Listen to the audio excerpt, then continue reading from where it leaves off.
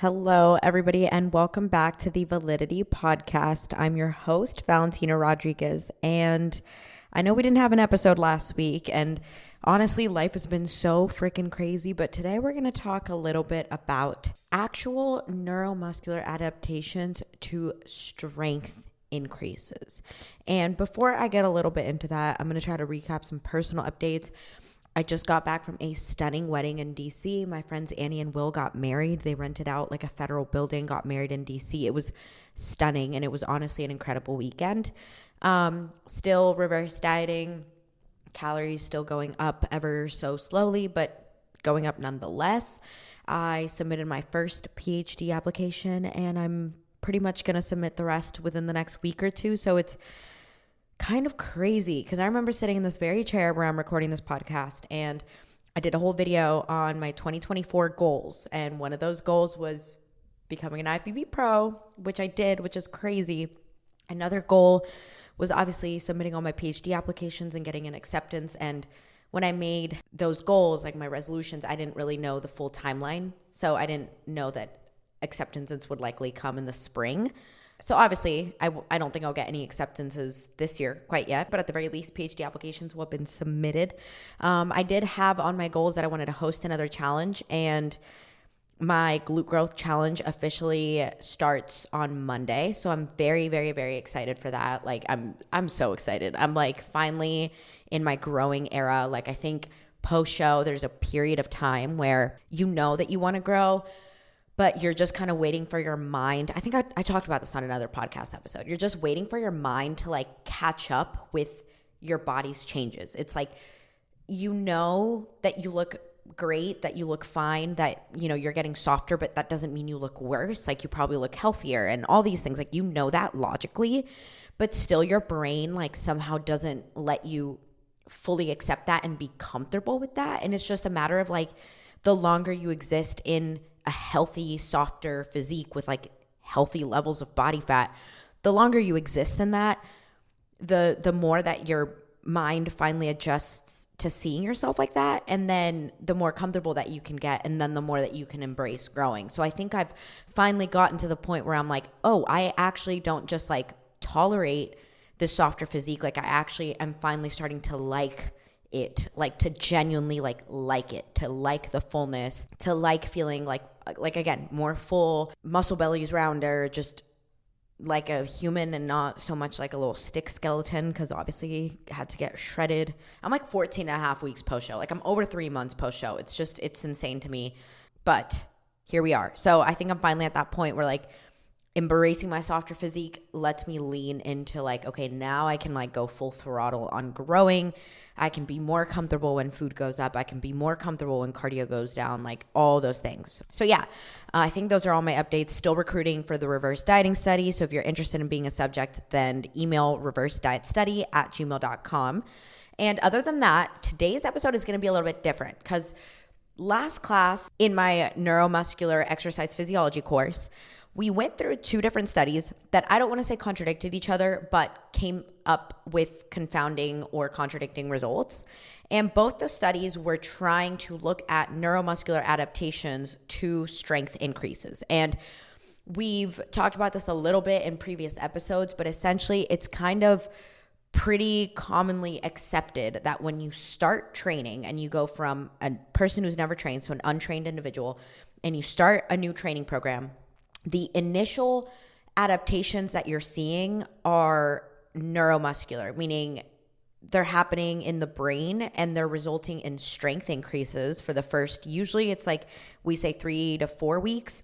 And then after that, you start to see size increases. And a big distinction that we need to make in order to understand what's happening in these 2 studies that we're going to kind of dive into today is you have to think about the expression of strength has 2 components to it.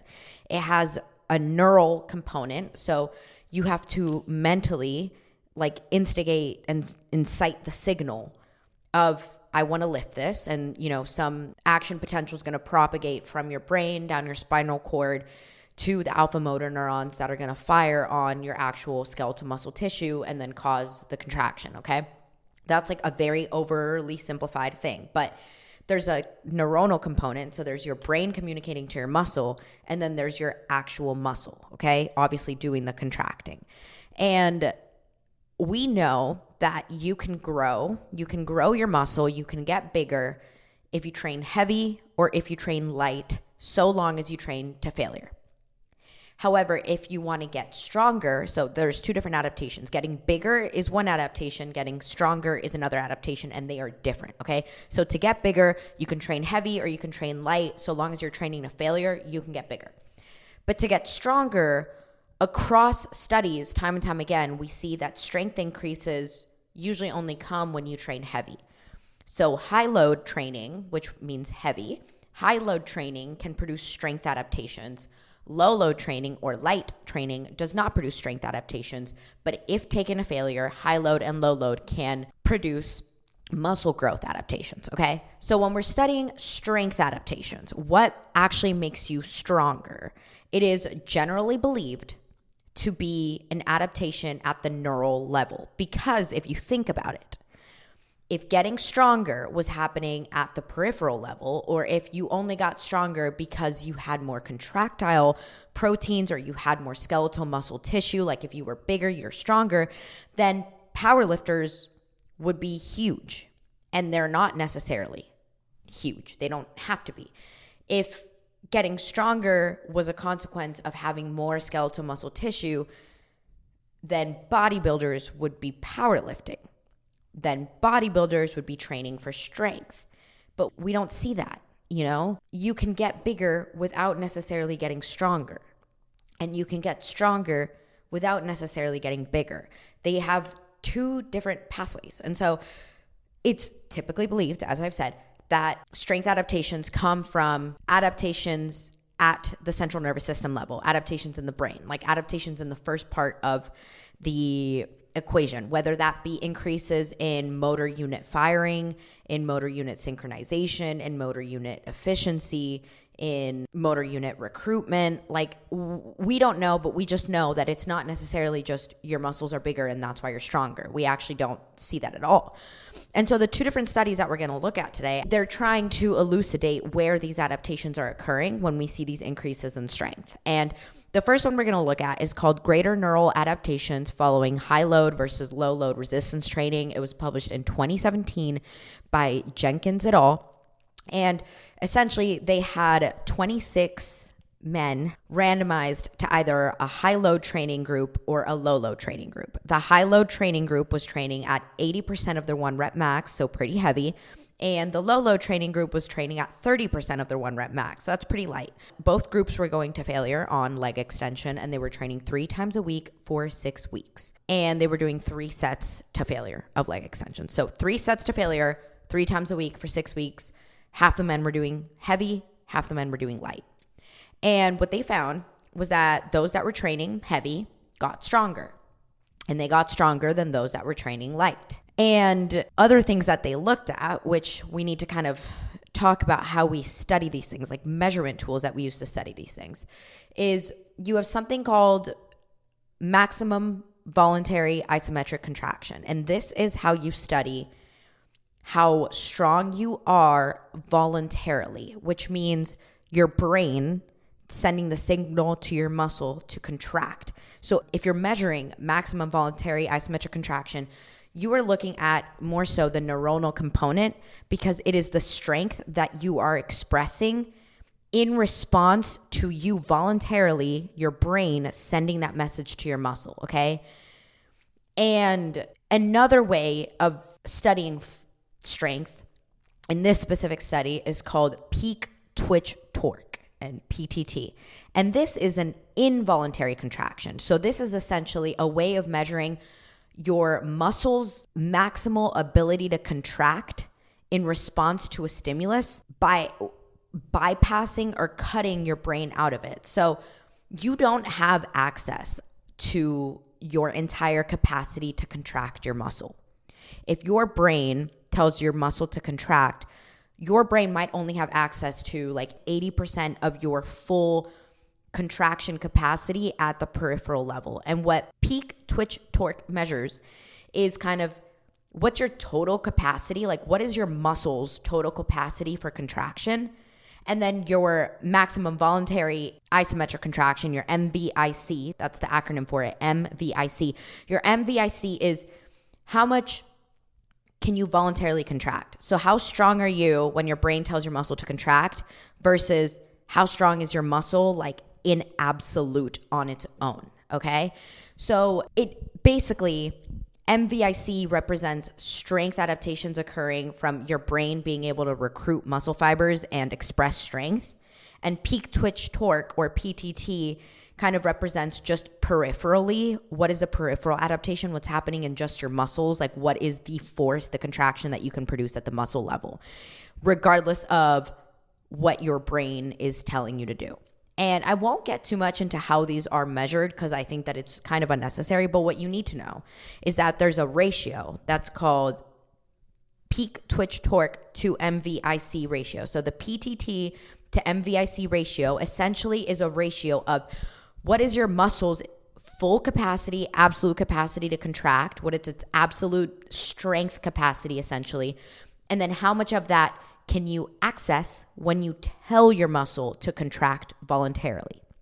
And essentially what these two measures allow you to figure out is, I tell you, lift this weight, we can see what percentage of your total capacity you are recruiting or you are utilizing when you lift that weight. So in both groups, they said, hey, at the beginning of the study, before they trained, they said, hey, lift 70% of your 1 rep max and let's see what percentage of your voluntary activation you are recruiting. And then, the heavy group, the high load group trained heavy, the low load group trained light, and then 6 weeks later, they did it again. Hey, lift 70% of your 1 rep max and let's see what percentage of your voluntary activation you're recruiting. And what they found was that, again, the high load group got stronger than the low load group. So training heavier made you stronger. The high load group increased their maximal voluntary isometric contraction more than their peak twitch torque. So essentially training heavier increased the voluntary brain to muscle contraction capacity more so than it did the absolute contraction capacity at just the muscle level. So that's already hinting to like, okay, the strength increase could be more so neuronal. And what they also found was that the high load group, those who trained heavy, when they were told at the beginning, hey, lift 70% of your 1 rep max, let's see how many muscle fibers you're recruiting, and then do it again at the end of the study after you've trained. By the end of the study, after training heavy for 6 weeks, the high load group used a lower percentage of muscle fibers to lift the same amount of relative load. So I don't know if this kind of speaks to a greater like efficiency of muscle fiber recruitment, activation. I don't know, but essentially this study suggests that the strength increases that were produced in the heavy load group or the high load group suggest that they increase their capacity for voluntary max activation. And it suggests that these increases in strength have neural components. They are rooted, they are traced back to a neural adaptation. So this would support what is typically thought in the field, that strength comes from neural adaptations, not from peripheral adaptations. Peripheral being like increases in muscle size, contractile proteins, etc. And this brings us to our next study. The next study we're going to discuss is neural adaptations to long-term resistance training, evidence for confounding effect of muscle size on the interpretation of surface EMG. It was published in 2021, so more recent than the other one, and it was published by Scarborough et al.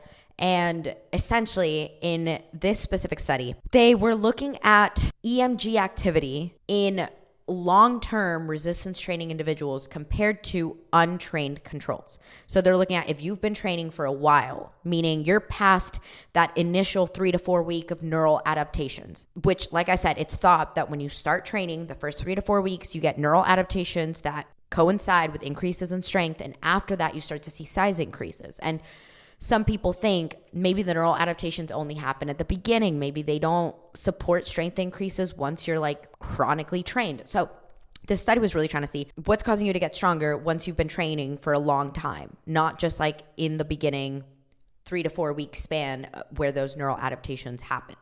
And EMG is essentially like a little like electrode patch you put on the muscle, and you can basically see activation, motor unit, muscle fiber activation.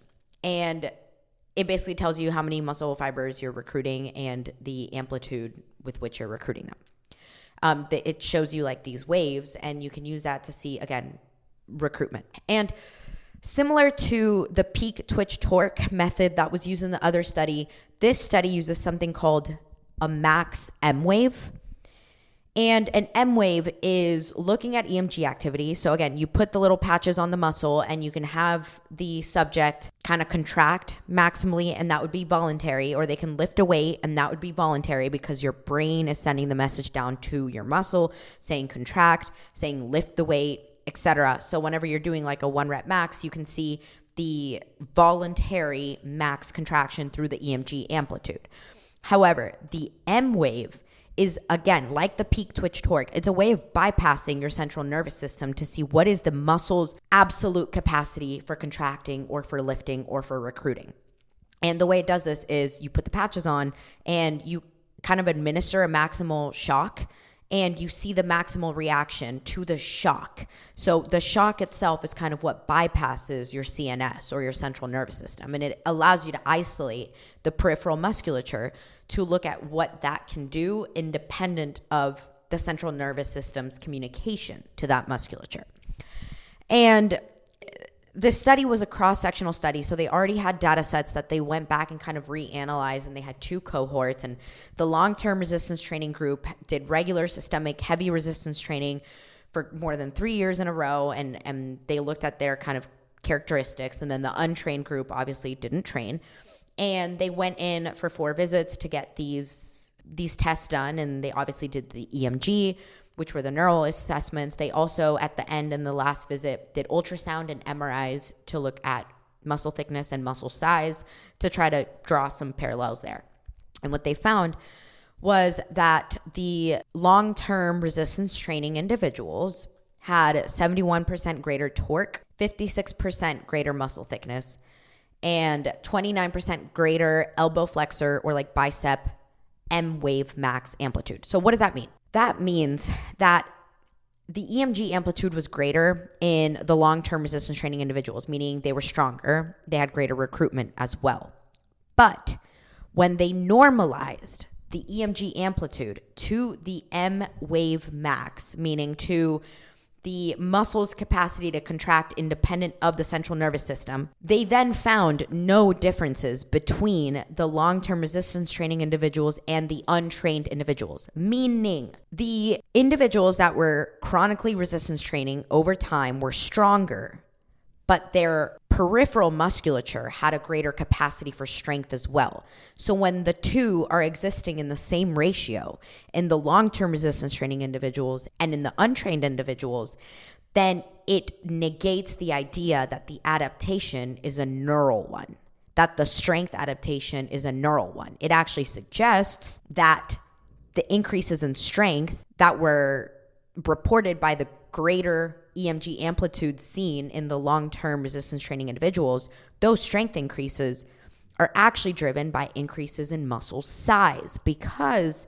the M wave max was associated with greater increases in muscle thickness as determined by the ultrasound and MRI measurements. So in this specific study, basically they associated the muscle thickness, aka the muscle size, with the M wave max. So they found that association there. And then they normalized the EMG amplitude to the M wave max to essentially say, in long-term resistance training individuals, increases in strength were occurring in the same ratio as increases in size. Like they were kind of canceling each other out. So it's saying when you normalize the EMG amplitude to the M wave max, you negate the idea that the strength adaptations are coming from neural adaptations. And it's saying that maybe the differences in the EMG amplitude that most people assume are neural changes could just be due to size, to muscle growth. And this would again, challenge a lot of the preconceived notions that we have about how strength increases. I don't know if this specific study proves that strength increases beyond your initial strength increases. So strength increases whenever you're chronically resistance training. So whenever you're a seasoned resistance trainer, a seasoned bodybuilder, strength increases at that point, this study suggests, are due to increases in size. So increase in contractile protein, just greater musculature with greater capacity for lifting greater load, etc. I don't know if the study definitively concludes that because, again, it was a cross-sectional study, and that entire conclusion is driven on the premise that the M wave max, which is the peripheral musculature's like max ability to contract, that M wave max, it was associated with muscle size, but an association is not a causal relationship. So until there's an intervention study done on this, then I don't think we can adequately or confidently conclude that long-term strength adaptations are driven by size. But I do think it's an interesting point that really highlights, I don't think we know definitively what we think we know about how we get stronger. I know that a lot of us and just people have taken almost as fact that we get stronger the first few weeks when we start a training program because of neural adaptations. And that's mostly coming from the fact that we don't detect size changes within the first 3 to 4 weeks, but it also could be that we just don't have changes that are great enough for us to detect in the first 3 to 4 weeks. Like, I don't think that the study definitively says that strength increases are due to size, but I also don't think that that means that they can't be due to size or that strength increases are always solely due to neural adaptations. And in order to determine this, we need intervention studies, but we also really need to understand these measurement tools. So when we use EMG, when we use maximal voluntary isometric contraction, when we use M-wave to normalize, or when we use peak twitch torque to normalize or to isolate the periphery, we need to kind of standardize measurement tools if we want to kind of compare, and we need to make sure that we're doing intervention studies. But I don't know if any of this made sense, to be honest. It took me a really long time when I was sitting in this lecture to wrap my head around what these two studies were trying to communicate. And I hope I did a good job at like communicating them. But essentially what I think your takeaway from this should be, and I know that this isn't one of those episodes that's like, this has a bunch of practical application, but I do think it's important that we go into different things with a mindset where we're ready to challenge what people like to act is fact. If you hire a coach or you're working with a coach and you hear them say like, oh, you started this new training program and you've already maximized the neural adaptation, so at this point you just need to A/B. Like, we don't know for a fact that neural adaptations are driving all the changes in strength the first 3 to 4 weeks. We don't know for a fact that there's no peripheral adaptations happening the first 3 to 4 weeks of a training program. We don't know that. Also, if you're talking to somebody and they tell you that there's no relationship between getting stronger and getting bigger, we don't know that either. I think in general, you need to aim for a training program that you can consistently progress through, both at a strength level, so continuing to increase your load if possible, but continuing to take that load to failure. And if you're training within what I like to call kind of like a hybrid rep range, which would be anywhere from like 6-7 reps to like 12 reps, I would say. If you're able to train heavy and stay within a 6 to 7 rep to 12 rep range and continue to increase weight over time, but take your sets to failure, then you're kind of covering your bases by saying, I don't know if I'm getting stronger because I'm getting bigger, or I'm getting bigger because I'm getting stronger, or if there's neural adaptations or peripheral adaptations. But by kind of ensuring that you're covering all your bases, you're allowing all those adaptations to take place. I mean, if your sole goal is to get stronger and you do not care about size, then don't do that. Just train really fucking heavy and really low rep. But at the same time, maybe there is a benefit to getting bigger and training in a greater rep range and training to failure so that you can get bigger, so that then you can get stronger, as this second study would suggest that strength adaptations are driven by size. If you talk about normalizing the EMG amplitude to the M wave max, which is correlated with muscle size. Like, it's a very roundabout kind of argument, but since we don't know for sure, I think that you're better off covering all your bases and training and rep ranges that cover both strength and cover hypertrophy. And that would be taking everything to failure, because you're going to grow whether you're going heavy or light. If you're taking it to failure, that is not up for debate. Like, you're going to grow if you do that. You're going to maximize the hypertrophic stimulus if you do that. So long as you're not training so light that it's taking you longer than 3 minutes to reach failure, because then that would be more of an aerobic adaptation. And so long as you're not going so heavy that you can't get like 6-7 reps, okay? So long as you're training between 7 and like less than 3 minutes, if you go to failure, you're maximizing the hypertrophic stimulus, okay? So you're going to do that, but then also progressively try to increase the load. And that way you're also covering the neural adaptations that can maybe allow you to translate some of that into a greater capacity for hypertrophy. I don't know. We don't know. Like, there is so much about the adaptations and the pathways that take place. Like, we still don't know how you go from lifting weight to activating mTOR. We just know mTOR is upregulated after resistance training. And we know that mTOR has a whole signaling cascade that results in an increase in the transcription and translation of proteins that eventually accrue into more contractile tissue and into hypertrophy. But we don't know how you go from resistance training to the mTOR upregulation. Like, we don't have that definitively figured out in science. There's so much we don't know. And what these studies really go to show is that there is so much we don't know. And so my biggest takeaway for you guys is, if you want to get stronger, do not completely write off the idea of getting bigger to get stronger. Do we have that relationship definitively defined? No. But the second study would suggest that that relationship could very well be there. A lot of times people think there's no use in getting bigger if you want to get stronger, because it's all neural adaptations driving strength increases. But again, we don't know that. So that's just my food for thought. This was the last lecture that we had last week, so I thought I would do a little episode on it, and I hope you guys found it helpful. But yeah, I hope you guys took something away from this. I hope you guys are going to continue to just push yourself and push yourself and push yourself, both with weight, but also with reps. And regardless of your goals, whether they're strength or whether they're size, I think there's benefit to training for both. And it turns out that both could actually help you achieve the other, if that makes sense. So other than that, I'm going to give you guys your time back. Let me know if you have any questions. Email me at thevaliditypodcast@gmail.com. DM any of my Instagrams linked in the description below. And I also think I'm going to start uploading my episodes on YouTube. So that'll be fun. But not all the episodes I've recorded have videos attached to them. Like, I didn't record videos for all of them. So I'm only going to be able to upload some of them. But hopefully I can start doing YouTube uploads moving forward. Other than that, if you're interested in participating in the world's first reverse dieting study, email reversedietstudy@gmail.com for more information and eligibility forms. And yeah, I'm open to any and all feedback. I missed you guys. I'm sorry that I did not have an episode last week. We're in the final stretch. We're in the thick of it, but we're almost there. And I'm just excited for everything to come. So let me know if you have any questions, and I will see you in the next one.